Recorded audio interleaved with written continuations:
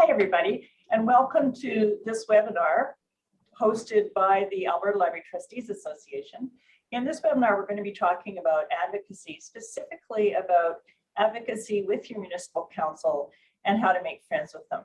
I'm happy to have with me today two people who have served both as library trustees and as municipal councillors, and I'm going to let them introduce themselves. So Wayne. Hello, my name is Wayne Rothe.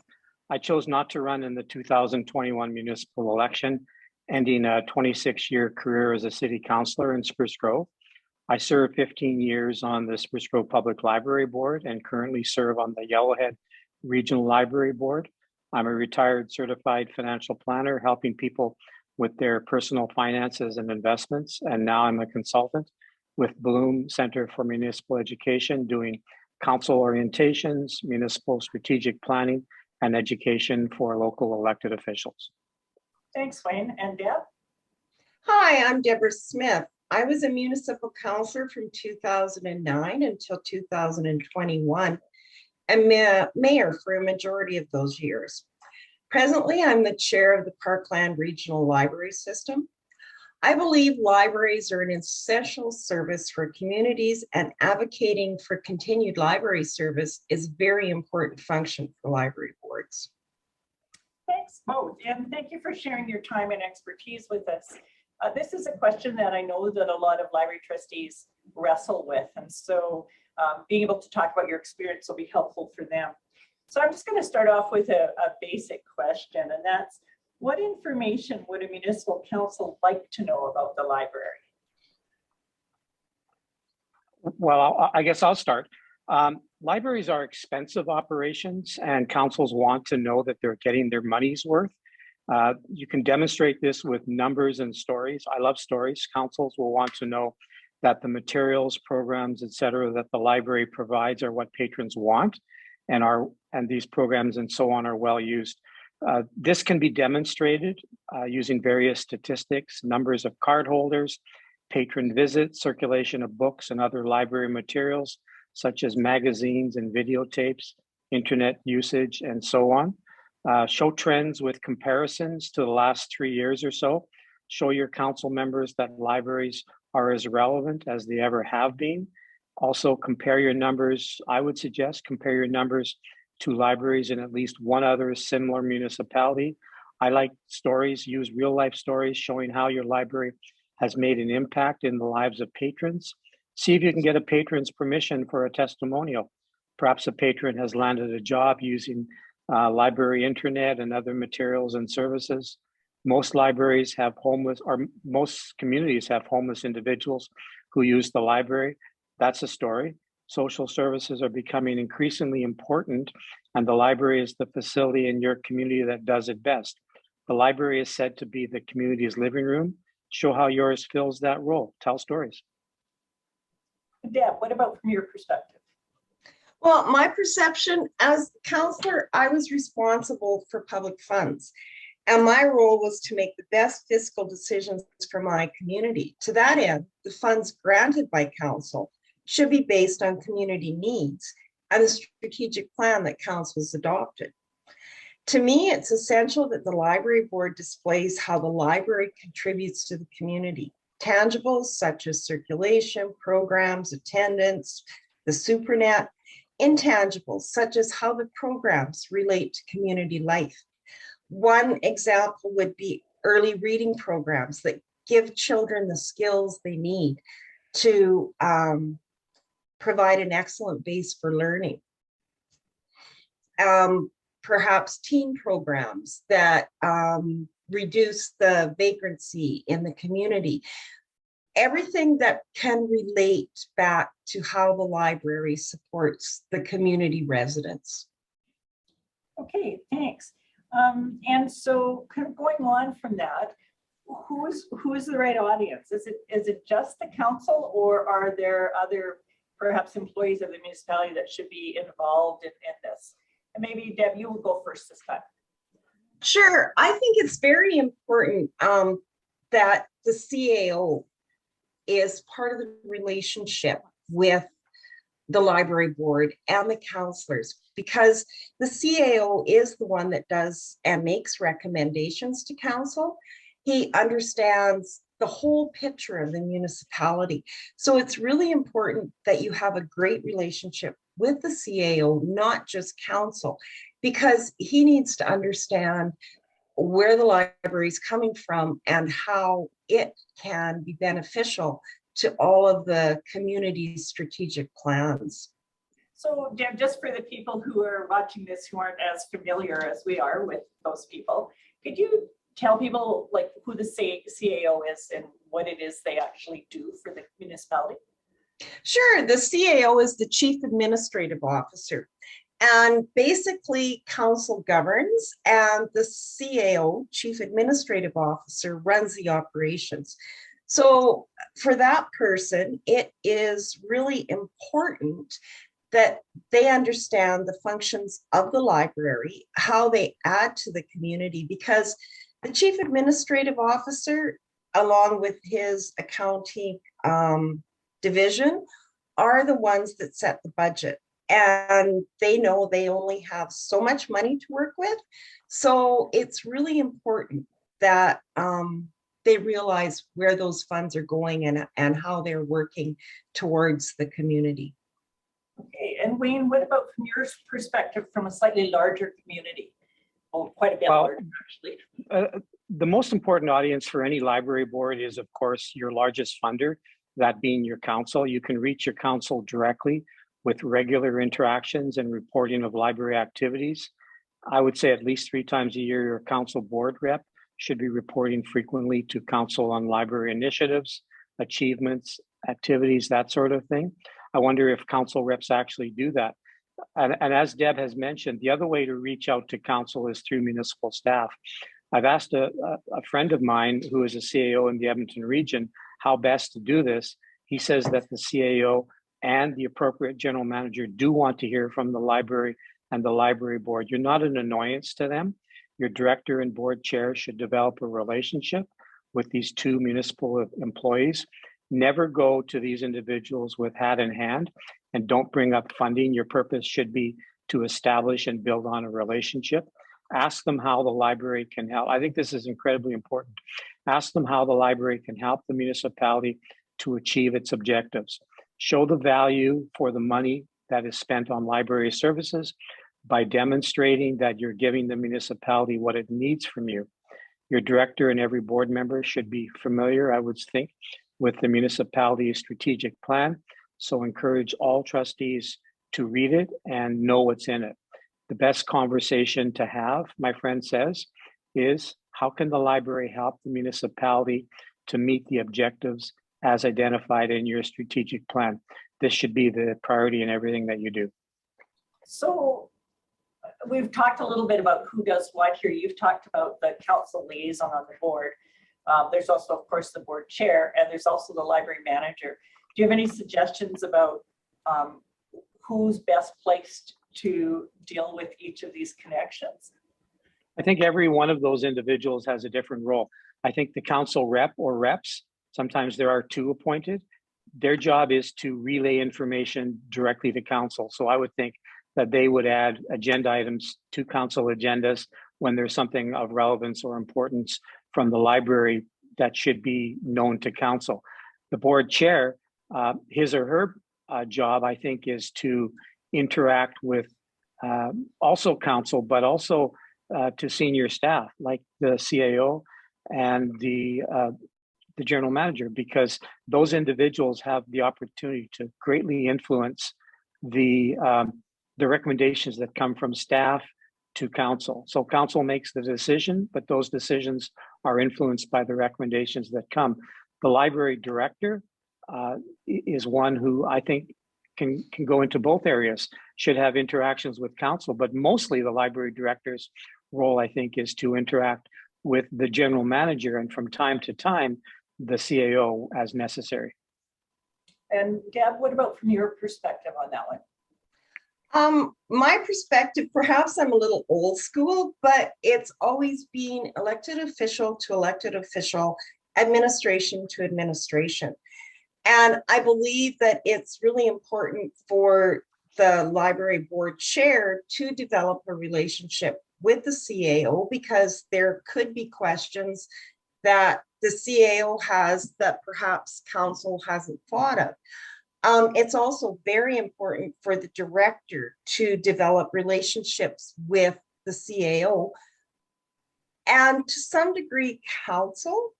But when we look at elected officials and library board members, their role is governance, whereas the director of the library and the chief administrative officer, CAO, their role is operations.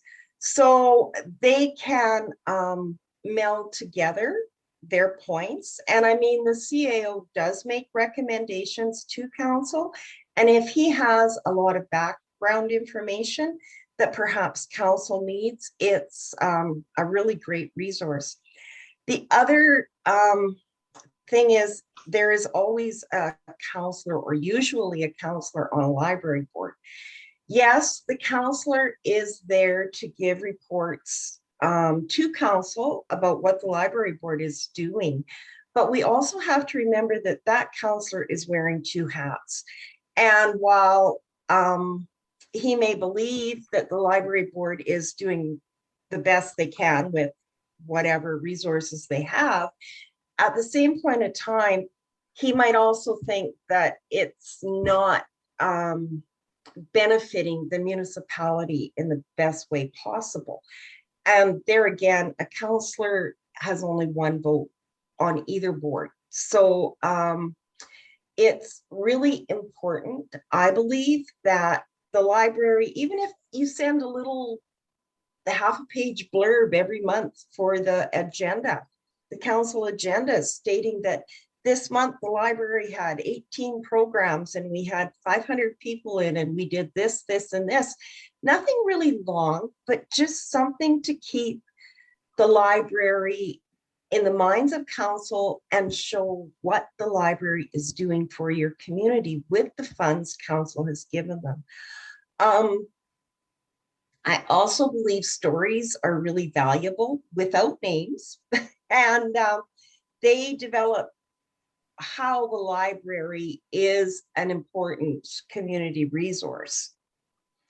And it shows realistically and tangibly how the library works to further the lives of residents and keep them happy and healthy. So, and if I could just repeat something Wayne said earlier, if you're going to use stories and include names, get permission from the person whose name you're going to use. Deb, you led right into my next question, which is about timing. You suggested something in every meeting, but are there optimal times to talk to council? So, for example, I think sometimes library boards underestimate how early budget planning starts in a municipality. Wayne, maybe you could lead this one. I can only speak to what our municipality does, having experience in participating in 26 different annual budgets. But I think all municipalities are probably very much the same. But in the city of Spruce Grove, and probably most everywhere, budget planning actually starts to happen in the springtime. So it's almost to the point now where municipal staff are starting to sit down and have conversations about what they want to achieve during the year, starting their budget deliberations at the administration level. So I think by the time, and as they get further into the year, the budget will start to become more clear. And the budget, I know our library board does its budget presentation either in late August or more usually in September, because the budget is finished, pretty much done by the end of by the middle or the early part of October, and then it's presented to council in early November for a discussion and subsequent approval. So budget planning takes all year, and I think that library boards have to, and the director as well, have to understand that they have to get in pretty early, because the work starts very early.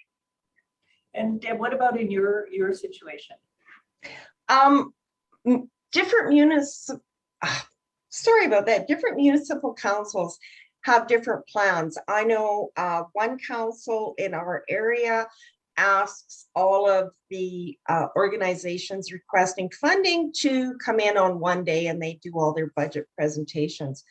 But I believe that September is probably the latest you should be, but you also can't be too early because you want to align your next year's strategic planning and plan a service and the funds needed, because of course your budget is really your plan of service in numerical form. So you want to align that with council's goals also. So to me, September would be an ideal time to present all of this. You should kind of have it under your belt by then. And you don't want to get really lumped in with all the other organizations, and you want to have your presentation simple, no more than half an hour, 15 minutes preferably. Councils have a lot of information to assimilate, and you want to make the information easy for them to understand, how it aligns with their goals for the upcoming year. And also, I would say that you need to show council that the library board is stewards of the library and their goals are community goals also. So if I'm listening to both of you, what I'm hearing is that that relationship is a pretty ongoing effort. You maintain those relationships, and by taking part in those, by the time you go to present your budget, there should be few surprises, because your CAO, your accountant, your financial officer or whatever have already been kept up to date with your thinking. Is that a good summary? I would say it is. The relationship between everybody at the library and everybody at City Hall or town office or county office, whatever it happens to be, is incredibly important. And understand too that we have new councils now all over the province. So this might be a good opportunity once springtime arrives to maybe invite council members and senior staff into the library, just to invite them to come in and take a walk around, take them on a tour, show them the various areas, introduce them to a few staff, because I think typically about 40% of council members are new council members after a municipal election. And so there's a lot of newly elected local elected officials who maybe have never been in the library, may not be library users, may not understand what the library is all about and how the library serves your particular community. So I would suggest that you get them in either as a group or bring them in individually and have the director or one of the board members tour them around.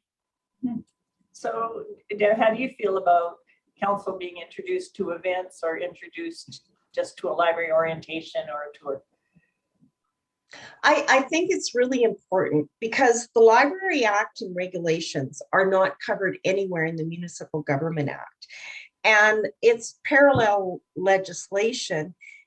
It's very important that we give that information to our CAOs so that they totally understand where the library is coming from and how they have to provide service, because it's a provincial regulation.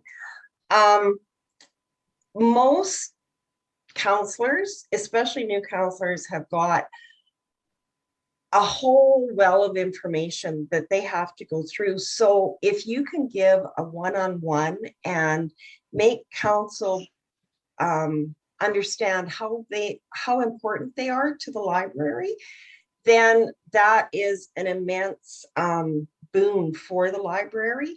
An open house would be wonderful just for council and administration. And then that way you can explain that the library is more than books, and we have all these programs, we have all this internet, I could go on, but I won't. And I think it's really important that council gets that firsthand view of what the library does and can do. Okay, so Deb, you've talked about the amount of information that councillors have to digest. So if the library is presenting information to the council, particularly things like numbers and things like that, are there ways you would prefer to see it presented? Now, Wayne had talked about possibly compared with last year or a couple of past years, or with a nearby municipality. But how do you prefer to see information? Wayne, let's start with you this time.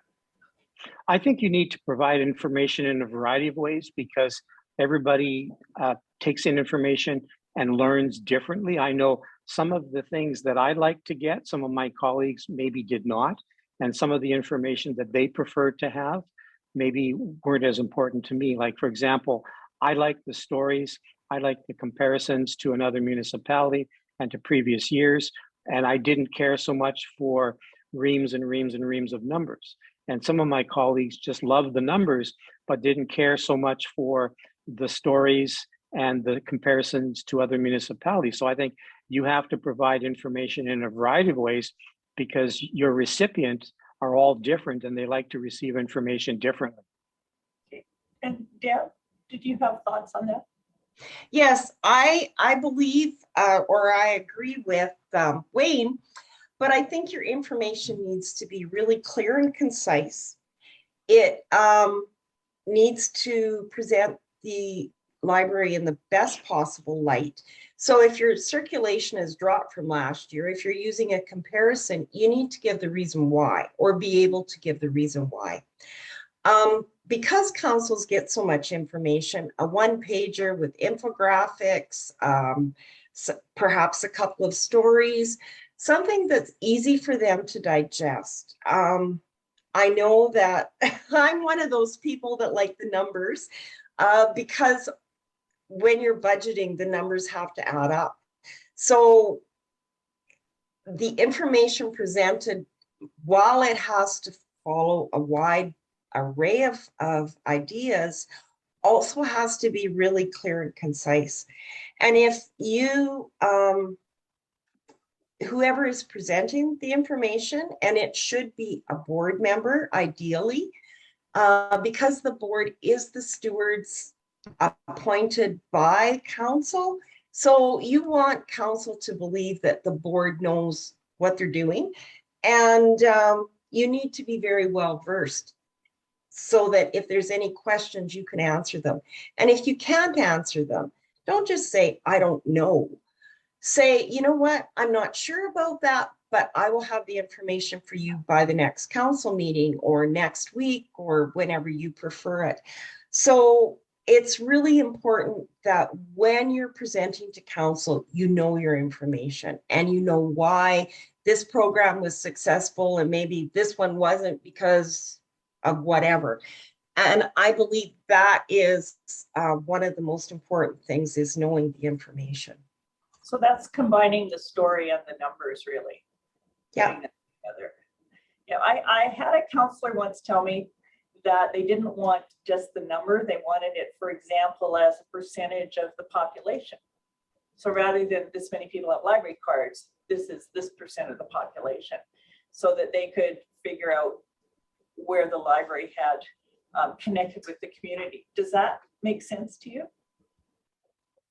I would say it does. If one person wants information presented in that way, then I would suggest that he or she's not the only person who wants that kind of information presented in that manner. So when I say present information in a variety of ways, sure, if somebody wants percentages, and over time you'll get to know your council members, and you may not know them now, but maybe the next time that you do a budget presentation, for example, maybe take notes as to what they asked for, the kinds of questions they asked in the previous budget presentation, so that you can adapt. Because I know in my community, for example, we have several new council members, and the board members and the director don't know these individuals. They don't know necessarily how they want information presented, but next year there's no excuse for not knowing. So what I'm hearing you say, if I can just kind of add this all together, is really what you're aiming for here is not just about the budget. It's about creating a healthy, respectful relationship between the library board and the municipal council, and between the library staff and the municipal staff. So if that seems like a good description, Deb, how would you describe that ideal relationship? And then what about all those other community groups that need the same money? Okay, that ideal relationship, while you develop it, and it's kind of like having coffee with people, you know, you develop the relationship, but you also understand that even though you have a wonderful cordial relationship, you might not get exactly what you ask for or what you want. But at the same time, if that happens, then you can't get your back up and work to sever the relationship or change it in some way. Councils are doing the best they can with the funds they have available. And if you can give council the information so that they can make the best possible decision, and keep that relationship ongoing. You know what? So you didn't get the money this year that you asked for, there's always next year. And you can still work with council and administration to provide the best possible library service for your community. Okay, and Wayne, what about you? I would take that one step further, and Deb says, and I agree that sometimes you won't get what you want. I would suggest that most of the time library boards are a little bit disappointed because they don't get everything that they want. They don't get everything that they ask for, because you might ask for an 8% increase in your budget, for example, but board members have to understand that council members are being pulled in from many different directions, and you're not the only one that's coming to them asking for money. There are many, many different organizations and that are doing the same thing, service clubs and all sorts of organizations in the community that are also asking for funds. And there are also things like, for example, public works with snow clearance and the arena and the swimming pool and all of those kinds of things demand funding. So you have to maybe try to put yourself in the position of an elected official who's being asked for money and trying to deal with many different funding requests from staff. Just be patient, because Deb's right. You may not get it this year, but next year you have to. It's building a relationship for the long term. So if you don't get it this year, maybe next year you will. Are there any last thoughts you'd like to share with the trustees who are watching this?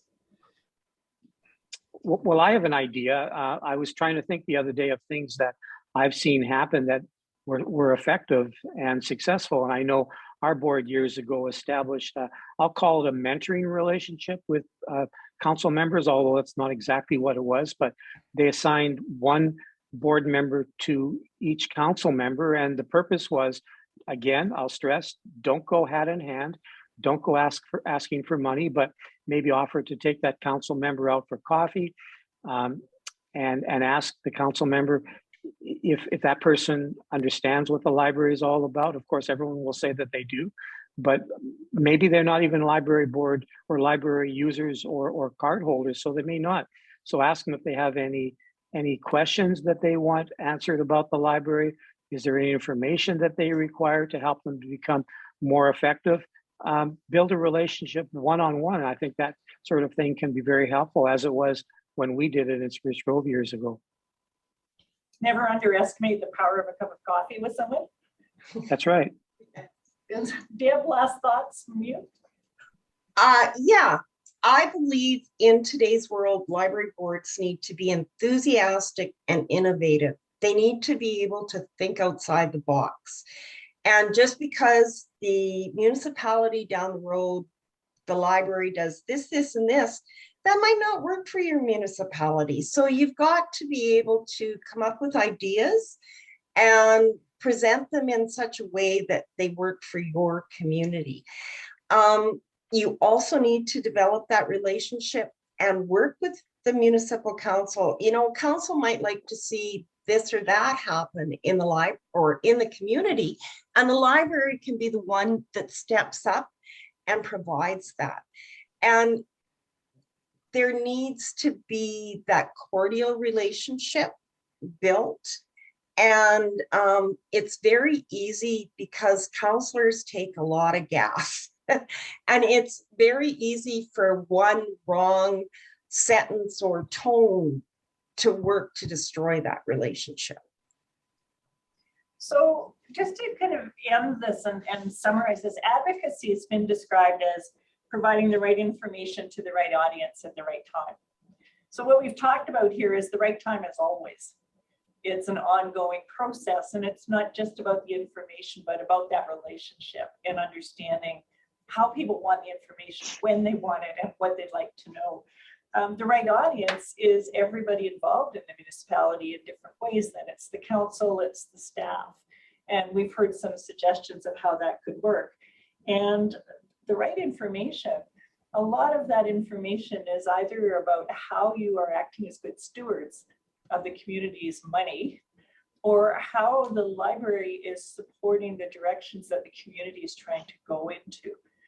So thank you both for this. I think it's been really interesting to hear your different perspectives from different sized communities.